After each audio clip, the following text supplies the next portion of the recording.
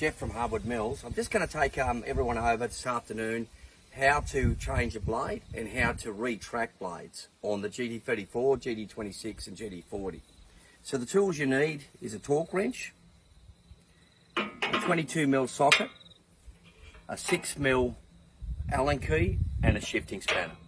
Okay, now a good way of looking at a bandsaw is when you're running it, they're very similar to a belt sander. When you put a new belt on, the belt will want to go one way or another because each belt is uniquely different. So basically what we have to do is change the camber of the belts like this, of the blade like this. So the adjustments on this machine are incredibly simple and easy to use. So we're just going to come around the side here and I'll show you adjusting a blade. So the first thing you do when you want to say change a blade is you unwind the T-handle around the side and you just give it a stiff shove and you'll see the blade jump up like so, and you'll see the tension run out of the blade like so. So when you put the blade on into the guides, now when the machines are brand new, the best thing to do is to open these guides right up on both sides and move your guide blocks back, which are done by this bolt and another bolt in here. Okay, so we're just going to retension that now.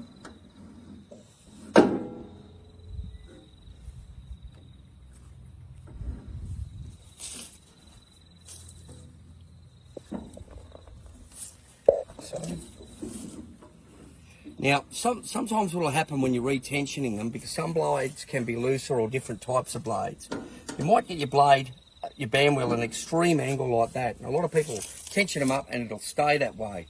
And then the tracking adjustment, which I'm just about to show you at the rear, they'll try and bring that around. You can't do that. There's just simply not enough movement in the machine. So what you do,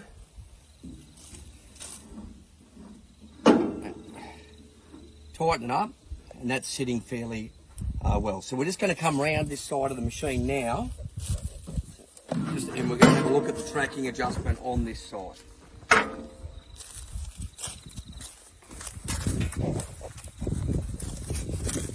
So if the blade is sitting, the blade should be flush with the back of the band wheel on the, we call this the idle or the tension side.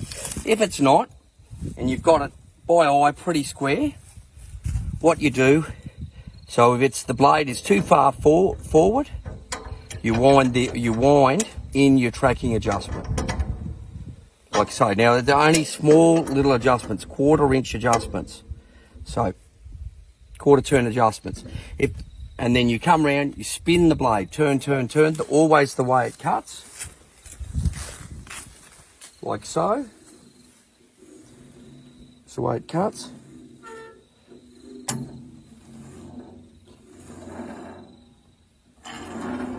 You're putting your hand in, seeing where the blade is. Now that blade is too far forward. I've put my fingers in there and you can see in there, it's not flush with the back of the band wheel. So what I need to do there is I need to just back the tension off slightly on the T-handle like so. Say 1/4 turn and wind in your tracking adjustment bolt. Say a 1/4 turn. And then what we do, we come round and spin the band wheel. Okay. So it tracks in. It's still not quite right.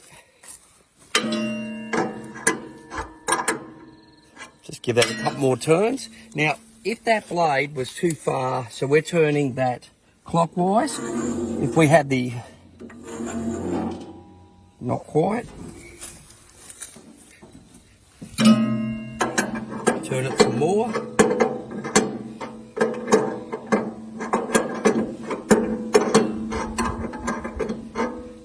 We're turning that adjustment clockwise to move the blade back. And that blade is tracked in on this side. Now, if that blade was sitting too far forward, we would turn the adjustment bolt at the rear counterclockwise.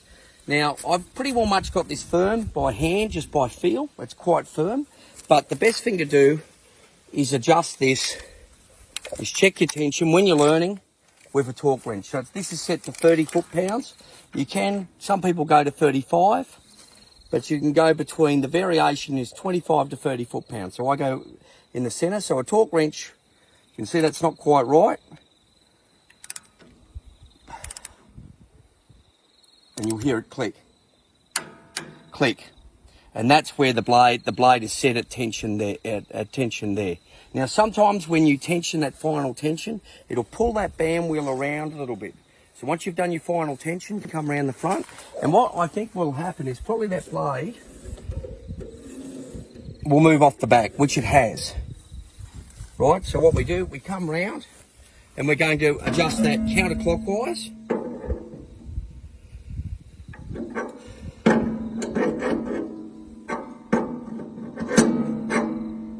The adjustment bolt on the back here, counterclockwise, and we'll come round, spin it how it cuts.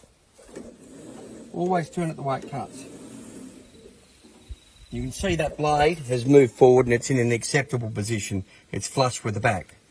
Now, what we're going to talk about now is the tracking adjustment on the drive side. Now, most of the time on the drive side, these will stay where will stay in the right spot. But sometimes you change between blades. You run a thick or thin or a tungsten blade, and that will affect the tracking of the machine.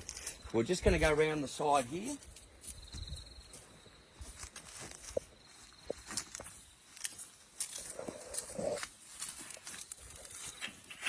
Now on this adjustment here, you can see this is a very simple adjustment. I'm just going to pull that black back plate off so people can see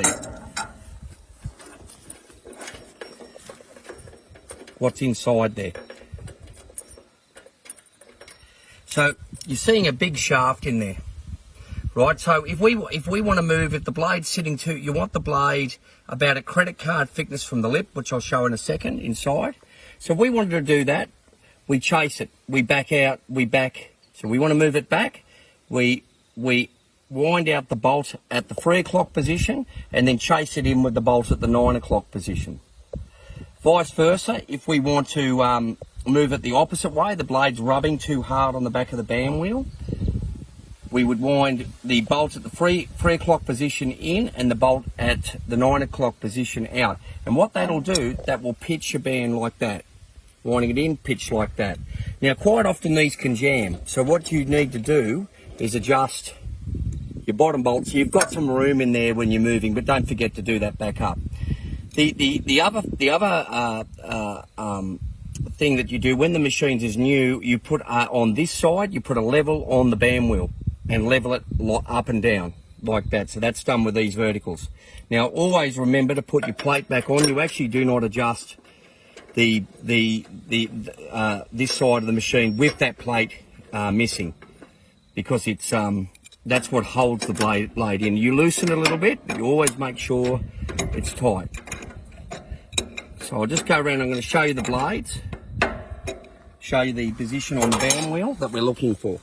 So if you're looking here, we're looking for just a credit card distance in here, in behind this area here. That's important. What you don't want this blade rubbing on the back of the band like this, because what it can do, it can harden the surface of the blade of the back of the band wheel. It crystallizes it and the blade will suddenly snap. Okay, so the next thing we're going to talk about is just guide adjustment. So you've got a few different adjustments on your guiding system.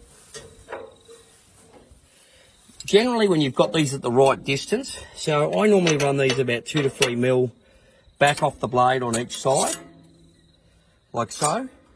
And then what you do is you always adjust them. You open all 4 of them up. Now, you've seen the blade dance a little bit there, so that means the blade was under a slight bit of pressure. And you've seen the bearing come in a little bit, so I'm just going to move that just back a little bit, like so. Now, what I do when I adjust these on all 4 of them, I always use a piece of paper. So that's just your gauge, piece of photocopying paper, or this is fairly light paper. Some people in the field use a gum leaf, and some people use a playing card. And I'll just let that drop.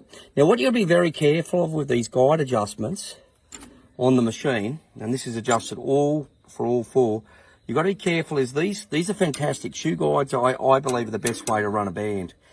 Problem with shoe guides is people can over tighten them and they can operate like a brake on the machine. So what we're going to do, we're just going to turn that and make sure, and you can see that stayed in the same position. And that adjustment is for the same for all 4 guide blocks. It's got to turn. There's a little bit of resistance through the clutch, and sometimes you hear that's okay as long as it's not really grabbing or binding on the blade. Well, that's how you adjust the. That's how you adjust and set up